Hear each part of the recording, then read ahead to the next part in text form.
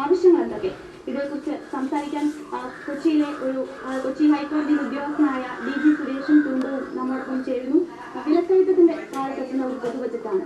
എന്തൊക്കെ കാര്യങ്ങളിലാണ് പ്രതീക്ഷയുള്ളത്? ഉത്പാദന മേഖലയിലെ പ്രോത്സാഹനങ്ങൾ നൽകിക്കൊണ്ട് ഒരു ആശങ്കകളും ബാക്കി അത് കൊണ്ടുവച്ചിട്ട് താളം പറ്റുന്ന ഒരു അവസ്ഥയാകുമോ എന്നുള്ള ആശങ്ക ഒരു വശത്തുണ്ട്. ടാക്സ് മുതലായ ശമ്പള വരുമാനക്കാരന് വളരെ ആകാംക്ഷയും പ്രതീക്ഷയുമുള്ള ഒരു മേഖലയാണ്.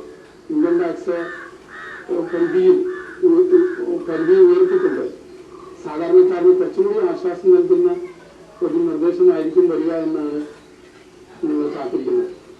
സാധാരണ കിട്ടുന്ന വരുമാനത്തിൽ കൂടുതൽ പങ്കും ദൈനംദിന ചെലവുകൾക്കും കുട്ടികളുടെ വിദ്യാഭ്യാസത്തിനും മറ്റുമായിട്ട് മാറ്റിവെക്കുമ്പോൾ സമ്പാദ്യം എന്ന കുട്ടികളുടെ ഭാവിക്ക് വേണ്ടിയുള്ള സമ്പാദ്യത്തിന് തുക വളരെ തുച്ഛമായിട്ട് മാത്രമേ ഉണ്ടാകാറുള്ളൂ.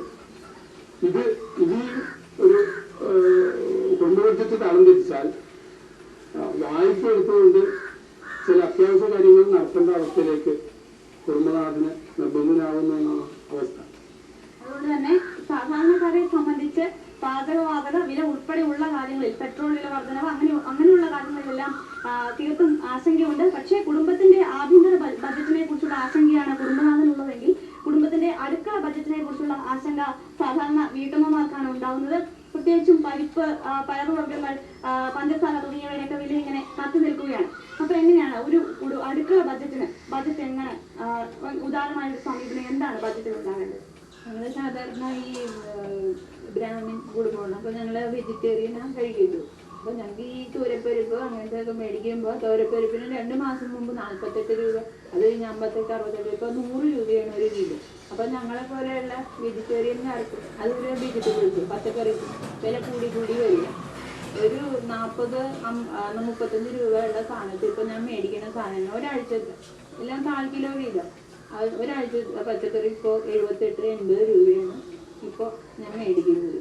പിന്നെ അരിയുടെ വില 18 രൂപയുടെ അരി 25 രൂപയാണ്. പിന്നെ ഈ പഞ്ചസാരയ്ക്ക് 40 രൂപയാണ്.